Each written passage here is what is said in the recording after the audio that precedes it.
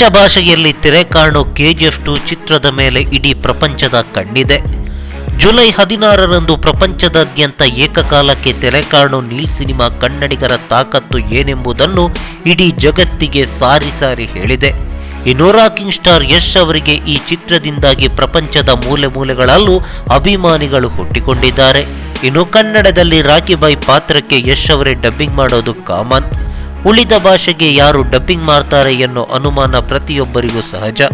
ಇವೆಲ್ಲದಕ್ಕೂ ಉತ್ತರ ನಿಮ್ಮ ಮುಂದೆ.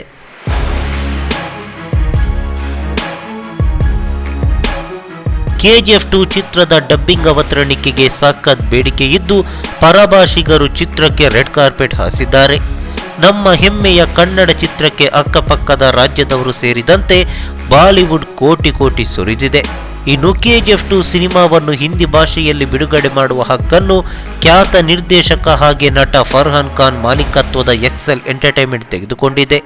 KGF 2 ಸಿನಿಮಾದ ಡಬ್ಬಿಂಗ್ ಈಗಾಗಲೇ ಆರಂಭವಾಗಿದ್ದು ರಾಕಿ ಬಾಯ್ ಪಾತ್ರಕ್ಕೆ ಸ್ವತಃ ಯಶ್ ಅವರೇ ಡಬ್ಬಿಂಗ್ ಮಾಡ್ತಿದ್ದಾರೆ.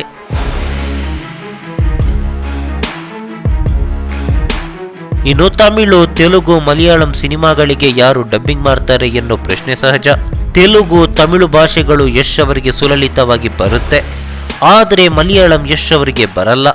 ಹೀಗಾಗಿ ತೆಲುಗು ಮತ್ತು ತಮಿಳು ಭಾಷೆಗೆ ಯಶ್ ಅವರೇ ಡಬ್ಬಿಂಗ್ ಮಾಡುವ ಸಾಧ್ಯತೆಗಳು ಹೆಚ್ಚಿದೆ. ಹಾಗೆ ಮಲಯಾಳಂ ಸಿನಿಮಾಗೆ ಬೇರೆಯವರಿಂದ ಧ್ವನಿ ಕೊಡಿಸುವ ಸಾಧ್ಯತೆ ಇದೆ ಎಂದು ಹೇಳಲಾಗ್ತಿದೆ.